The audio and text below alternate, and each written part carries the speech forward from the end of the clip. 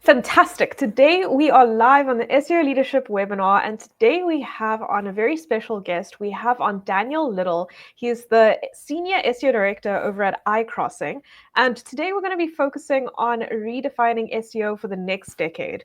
So it's going to be a very interesting conversation today for anyone that's tuning in. Daniel, thanks so much for joining us. How are you keeping? Nice to be here. Yeah, good. Albeit again, British weather, could complain, but could use the whole half an hour to talk about that. I love that. And yeah, I just wanted to give everyone that's listening a little brief background on Daniel before we just kick things off, because I really loved how Daniel had put this so proficiently and profoundly in his bio. He has 9 years of digital experience and has worked with brands like Unilever, Brewdog, IWG, and The Body Shop. And he also has spoken over at Brighton SEO and SEMrush. And he also has education in the film, cinema, video studies, and creative storytelling background. So we're going to be speaking a little bit about that today as well. I've got some really juicy questions on that. But Daniel, to kick it off, do you mind telling us a little bit about where you started and how you got into SEO and how you got over into Icrossing at the moment? Yeah. I did not start in digital marketing. I used to work in TV and film production for a while. I was a freelance camera operator towards the end. And then eventually I kind of was like, I need to probably get a proper job. And I started in a very sort of general digital marketing role. And I suppose for SEO, I kind of think it's the same for everyone. Everyone kind of just like falls into it. I was kind of interested, working on client accounts, seeing where they were getting the most traffic from. And it was always organic. Organic was always the sort of one where it was always coming through. I was very interested in that from like a content perspective. And then I started to get into more detail, especially in terms of like technical SEO and getting more familiar with a lot of the tools. I think I was very interested very early on, especially from like the innovation aspect, getting heavily involved in AI. I like to brag, I actually had an OpenAI account in 2018 when I was automating stuff. So like I had ChatGPT before like everyone else and stuff like that. I'm on some weird like developer access, even though I don't develop anything. So that was kind of like how I got interested in it and how I've kind of got to iCrossing. iCrossing always interests me because it's quite a big agency. It's been around for quite a long time. I think one of the bylines we like to use, even though I don't know what it means, is we did SEO before search engines. What does that mean? I don't know. But yeah, iCrossing always kind of stood out for me, especially, they do a lot of automation and innovation. We built a lot of proprietary technology. So yeah, that is kind of where I'm up to now. Awesome. I actually kind of out of curiosity, since you were like dabbling in AI before the kind of great hype of it came around in like 2021 and stuff, what was sort of your reaction, I think, compared to when everyone came to, I guess, sort of start incorporating it into their processes and stuff around the 2021, 2022 situation? Like, obviously you had sort of been familiar with it for now like 4 or 5 years prior to that. Did you have any observations or how did you approach that? Yeah, it was kind of weird because I had been doing it for quite a bit, a lot of sort of low level stuff. So I was automating things like metadata and doing not so much like copywriting, but more like copywriting assistance and stuff. I think the big thing for me was almost like how been doing that for a few years, and then 2021 came around, and then all of a sudden things were starting moving like so quickly. Everyone was starting to sort of think about this. I think lucky for me, already had sort of been doing that, so could integrate it in terms of like what I was thinking. And I think it's the same, the last couple of years is just how quickly stuff is moving, and people still, I feel like, are still stuck in this trying to figure out like how to adopt it, but then not realizing you have adopted it. Like, I think some people sometimes I think the expectations are too wide, like, and just dabbling in it, you're getting the outputs that's expected. I think because it's such like a hype topic, I almost feel like there's this FOMO, like, oh, we should be doing like more stuff. But I think naturally people have adopted AI and they are seeing the results from it. essentially. But I think it does come at a wider sort of problem for like not just us as an industry, but for the user as well. But we can get onto that later. Awesome. And Daniel, in terms of, I suppose, like the younger SEOs who maybe just starting at like at exec level, what would you sort of push them to learn about in terms of AI? Because there's a lot, even for us, like we're trying to do it every day, but the different platforms, there's a new updates coming out on every platform. So you're jumping between ChatGPT, Claude, Notebook. So is there anything that you just sort of tell them to focus on specifically and get a good grasp of that before they try and do everything at once? Yeah, it's a very good question. I suppose it all depends on what you're trying to do. Because AI is only as good in terms of the task you're trying to do, and also the purpose of it. I think everyone kind of focuses on it from like an efficiency perspective in terms of being able to do stuff quicker, but they kind of less think about what does that actually unlock, stuff that we couldn't do before. Because from an agency perspective, if we had to do it manually, a client would never pay for it because it takes too long and the ROI on it is not as great. So in terms of like, I think it's just being adaptable and also just experimenting, because depending on the type of task you're doing, ChatGPT might be sufficient, but if you're doing things that are more complicated, you might want to experiment with things like Claude. There's so many, like even Google's Gemini you can use. I think it's all about like just being experimental and also being like a bit adaptable. Like if you see something, don't get stuck in terms of one platform, because there's so much competition going on at the moment between all these platforms as well. Just really make sure you're carving out time to really like experiment and being open to like new things coming along, because we are in a bit of a AI war. No one completely has a monopoly. I can't say that this is the best AI platform and OpenAI does everything, because it doesn't. You do need to sort of experiment essentially. So if I was saying, what we kind of say to our analysts and execs is just experiment, just play around with it with things, because that's how you understand like your input in terms of these models, how creative you can be, and also get an idea, especially like the outputs you're getting.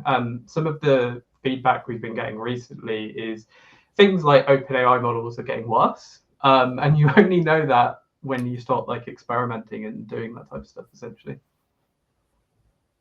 Awesome. I wanted to sort of, I think, keeping with the AI theme, but moving more into, you've had experience for now the past like 9 years, and I think we've spoken a lot about the shift of SEO over the past few years, how it's drastically like evolved and things.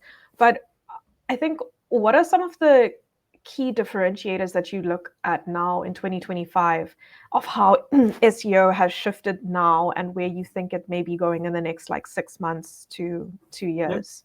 Yeah, it's a really good question, because I think what we are in at the moment is a bit of a transition. There's no real definitive in terms of what future ready looks like, because we are in this sort of really fractious period, because things are launching on Google. There's there's UX studies done around how particularly things like younger audiences don't use Google as their first search platform. So we are in a bit of a fractious period, but I think the one unifying thing, which if you're adapting to search wherever it is this concept about value. Because going beyond like the little tips and tricks that you see on LinkedIn, the main thing is, are you adding value to the search results wherever that is? And value can be a very subjective concept, but the idea to think about it compared to something before, where traditional SEO would have been, who's in position 1, we will try and do a version of that because we know that meets the intent. That's not going to cut it anymore, particularly as well, people have access to create AI generated content, and lots of people will be doing the same thing. They'll be using that skyscraper methodology where they will be just looking at what already exists. Let's make a version of that. Google, all the other platforms don't want that. They don't need that. Like, they don't need basically more of the same. They need value, which is basically what is in the search results that is missing. And again, can be very subjective. What can like a brand actually add in terms of value? Because this is another thing around particularly looking at things like the search results and keywords and what people are searching for, is that value concept is tied to the brand. Is there anything new you can add to this? Is there anything where you can add value to the user? If you can't, it's almost like not worth trying, because it's just you're never going to get that visibility. So if you have that sort of value mindset, it works across all platforms. It doesn't just mean like a Google thing. It works across like TikTok and YouTube, thinking of that. And it is a challenge because it goes from like very stern metrics that we used to look at, in terms of things like search volume, impressions, etc., and actually taking a step back and thinking, almost treating the search results like a UX project rather than this algorithmically gained type of thing in terms of rankings, and really thinking from a user perspective, what would be the best thing for them rather than what would be the best thing for Google, because that line is, particularly with AI, is completely just entwined now as well. So yeah, I would say, the future's not set yet. It's still a bit fractious, but I feel if people have this sort of adding value mindset, that does work across the board, across different platforms as well. Interesting. I love that. Yeah. And on the topic of sort of like disruption and uncertainty, I know you've probably been sort of right at the top of sort of the ladder now, in terms of position while AI has come to the forefront. Have you noticed a sort of a shift? Has it affected sort of team structures, hiring patterns within sort of agencies specifically? Is there something that you're maybe looking for more than you didn't, or something that's changed compared to maybe 5 years ago? Yeah, I would say, because SEO, even though SEO does change a lot, I would say in the past probably 7 years, it hasn't changed that much. So I think in terms of candidates, we were looking for experience in certain concepts in SEO, which were almost not, they were seen as almost like a staple. I think now, and this goes for like juniors and seniors as well, is looking for people who have that sort of mindset that's more adaptable, where they might have like previous knowledge, and that's fine. It's good to know like the foundational bits, but it's more thinking a bit more outside the box.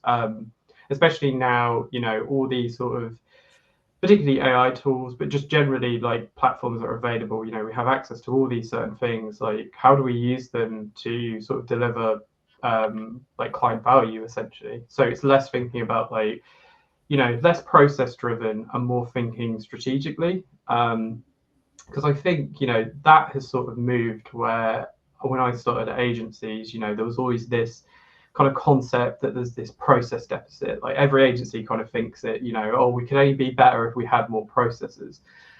I kind of have a different mindset to that, where I don't think you need processes, because I think also processes, especially if you're coming up in junior roles, it can be quite rigid, and it doesn't allow for you to like think, because it's like follow all these steps, and especially now with everything that's going on, that they might not be the right steps, or it might not meet what the client needs.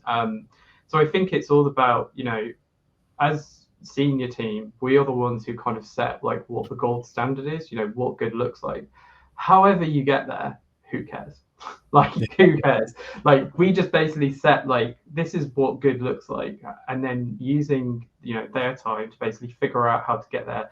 And again, I feel like that's how you create a lot of the sort of efficiencies and thinking outside the box, is listening to diverse sets of people, getting an idea in terms of how they approach it. And over time, you just see, getting those outputs just become quicker, and also a better output. So the gold standards that we set initially, they go up a level, because now we're bringing in all these diverse set of people, and they're coming at it from all these different points of view, and it just becomes like a lot more tighter, if that makes sense. Yeah, no, I love it. And in terms of, have you noticed it being more effective depending on what sort of niche or industry a client's in, whether it be like sort of B2B SaaS compared to like, I know healthcare is obviously like heavily regulated and things like that, so you can't maybe utilize it as much?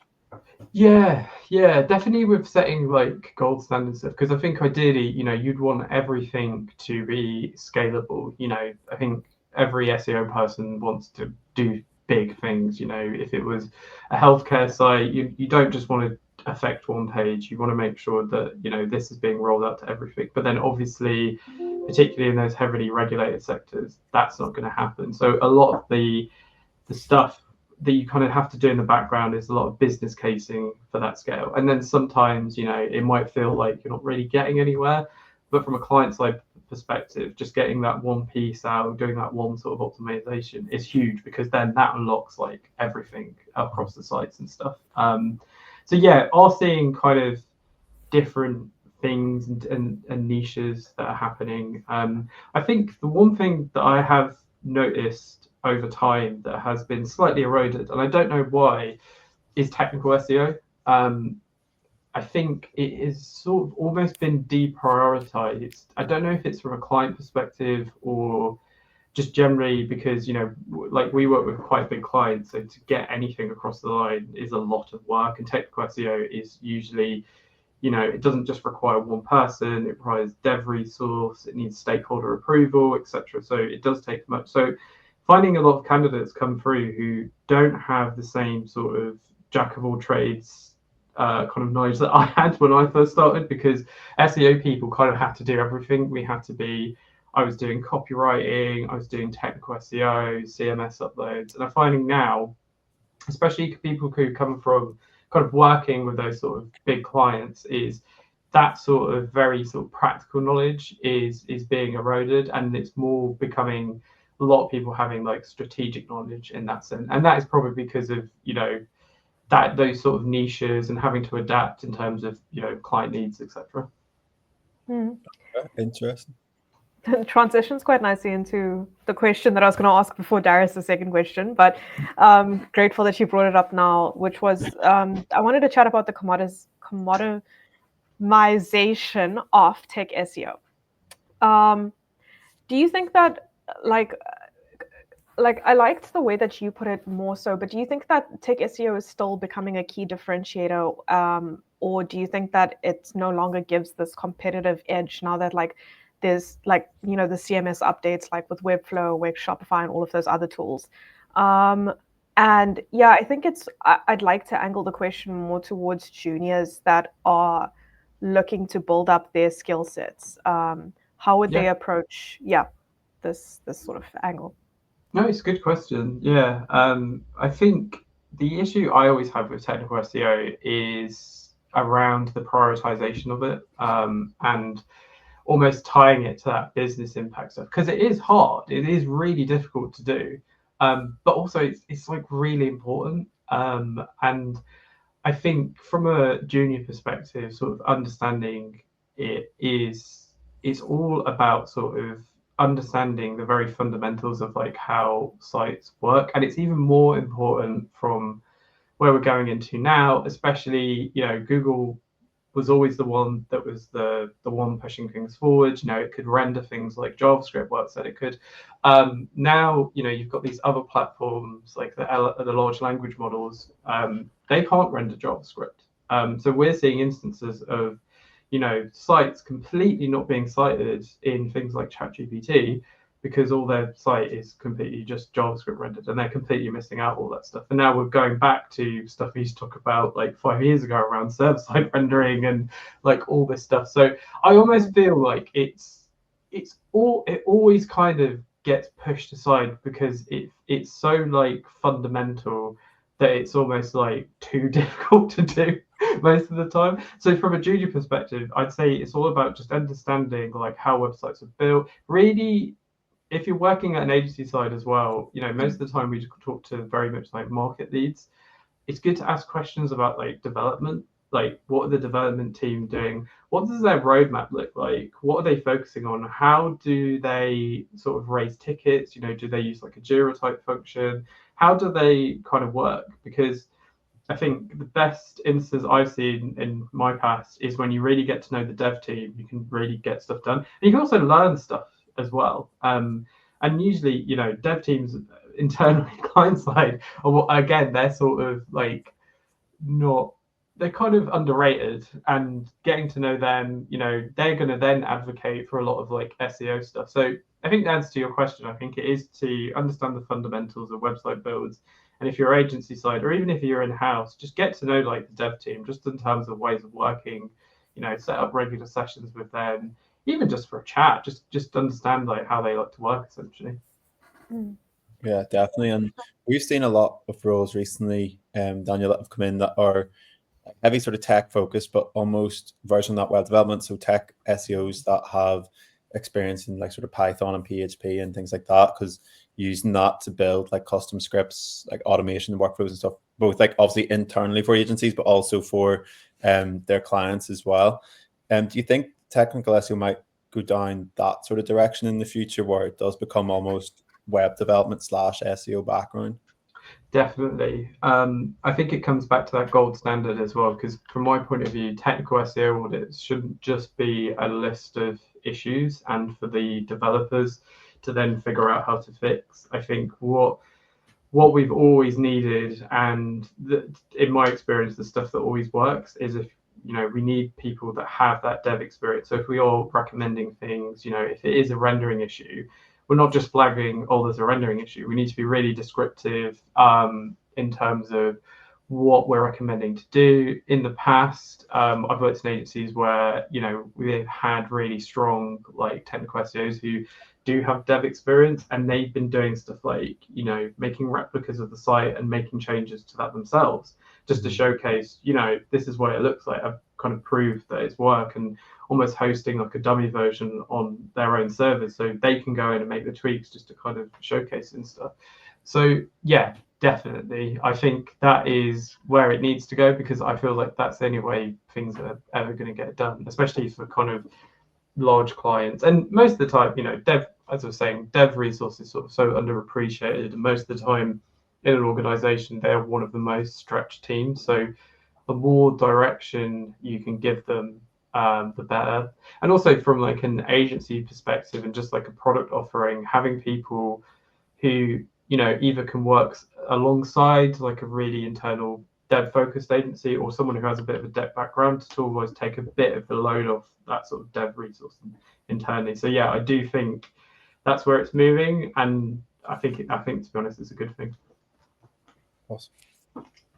Awesome.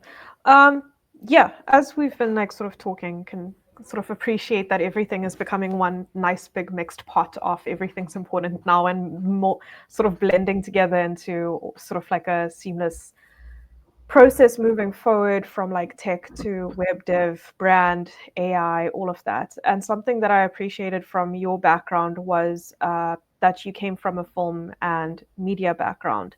I'd also come from a similar background, and I find it quite interesting that that's now sort of being prioritized in search as well.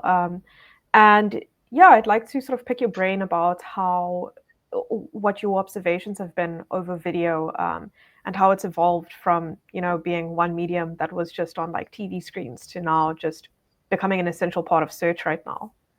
Yeah, it's a good question, because I think it ties back into all the changes that are happening, how people are searching. It's not just text; it is by using video, images, etc. And I think that is probably one of the most underrated things that people use, especially things like imagery, because like before Christmas, I was trying to clear out like my kitchen cupboard, and I couldn't think like what to make. I took a picture of it with ChatGPT and was just like, make me a meal plan for like the next few weeks. It was pretty good. Like there's some stuff that's questionable, but did a really good job. And I feel like that type of stuff, even though it might seem like niche, I feel like it's happening like more and more. I think from a brand perspective, it is quite difficult to figure out like how on earth do you optimize for that? And also from a video perspective, in terms of creating video, I think all the different platforms have different purposes. One of my biggest bugbears I have with brands' YouTube channels is a lot of the videos they put on there are not for YouTube. Like YouTube is very much like a long form platform. We're talking 15 minutes plus. Do not put a 1 minute ad like or some like really like short video on. It's not the play. I know there's YouTube Shorts, but that's not very popular. So I think with like video creation, it's almost like understanding what the different platforms are appropriate for it, and also the fact that Google's bringing in more of the video into like search results, and understanding, how you kind of optimize those, not just from a really technical perspective, going into things like, what keywords you can target, but more from a creative perspective, seeing where the engagement is and really sort of driving the people who are in charge of media and are in creating that content, bringing a bit more audience insight into it, essentially. Awesome. And I think just to sort of continue on that conversation, do Icross work with video as well? And I think my follow-up question to that is, do you have any advice to teams that are incorporating video into their sort of services or their marketing strategies as well? Yeah, we do. We don't do too much like externally facing thing. We're not like a creative agency, but we do a lot of sort of in-house training videos for clients. So things around, we've done in the past like a whole SEO education platform for things internally. And again, I think the way we've always sort of based this around is around collecting intelligence around it, understanding what formats work, what people are looking for, and then again, from the creative process, how to structure that video to make sure, you're capturing people, understanding if you've created videos before, what are the areas where people start to trail off, and really start to get that sort of knowledge bank of, what content is sort of engaging on that front. Similar to, what we do for things like text, essentially, but think about it from a more visual and audio perspective, essentially, because that's the same. It works across, we've done things like podcasts before where same approach, like looking at like drop-offs, what people are really engaged with, do call to actions actually work, do they work at the start, the end, etc. Awesome. And I have one more question before we squeeze in the last question. You came from working in agencies in Nottingham to now moving into like agencies in London, and then obviously Icrossing is mega in itself. Do you have any sort of advice from going from like, smaller agencies like in Nottingham to now being in London as one of the bigger cities, on sort of any tips to help scale the teams in smaller Definitely. agencies? Yeah, I think when I kind of was in Nottingham, we kind of had very, very niche brands and very local sort of aspects to it. But again, it kind of helps you learn the fundamentals. And the good thing about like being in those sort of smaller groups is you do get to understand like the ins and outs of stuff. When you're working for quite large agent like clients, it's very hard to kind of understand, the person you're talking to, where do they sit, where do all these other departments sit, where are the like defining factors in decision making. When you're working at those sort of more smaller bits, you kind of see it all. Like, you see from end to end what's going on. And that is a privilege, because I imagine people who start off in quite large agencies, everything must kind of not have context, essentially. Just seems like there's just a lot of stuff going on. But when you're starting off there, you do see that end to end bit, and you do get that kind of hands-on knowledge. Because when I was starting, I was doing like digital PR, uploading like press releases, I was doing paid, I was integrated in terms of every single part of like those businesses. And that really gave me sort of like a lot of knowledge, not just in SEO, but just how clients work and needs, and talking to like different people, whether it's like a senior stakeholder or just a general marketing exec. So I think that type of stuff is really useful. And again, in terms of like scaling that up, I think it's a difficult one, because it was a lot different when I started. SEO was almost like on a bit of a rise. It just come out of a lot of like algorithmic activity to do with link building, to be honest, that had wiped a lot of people's traffic off. So it was always going into this more kind of straight way of doing SEO, and there was defined rules and stuff, and a lot of people had never done that sort of thing before. I think the challenge you have now is, because of AI and search and this kind of like raucous period we're in, and everyone having the same set of tools essentially and no clear direction. I think it's a good way for like some of the more smaller, kind of more maneuverable agencies and people working in those agencies to kind of cut through, especially challenge like the big agencies, because most of the time they're not doing anything different than like what you're doing. So I think should give them confidence to be like, you know, we can actually be more of like a challenger brand, essentially, if that makes sense. I love that. Last question. We kind of did cover this, but I usually ask it at the end as well, just for any last sort of tips and takeaways. We spoke about the future of SEO in the next 6 months to 2 years, but what would you advise SEOs or brands to do today to sort of try stay relevant in the next 3 years, if I can? Yeah, it's that value piece again. It's think about value. Don't think of it as like, yeah, it's just this race to the bottom, especially in terms of like efficiencies with AI. Think of it as more, what value can you add to the search results wherever they are, whatever market, whatever platform. Because yeah, I think if you have that mindset, if Google completely loses its monopoly, it won't matter, because you've already had that sort of mindset, and it will mean that you will appear across all these different platforms, essentially. I love that. Well, Awesome. Thank you so much, Daniel. That was 30 minutes wrapped up. Time flies very quickly over here, but I hope that everyone enjoyed listening to this. We really enjoyed chatting to you as well and picking your brain a little bit. Some great tips and advice there. But for anyone listening, they can find you on LinkedIn. Yes, awesome. Yes, Perfect.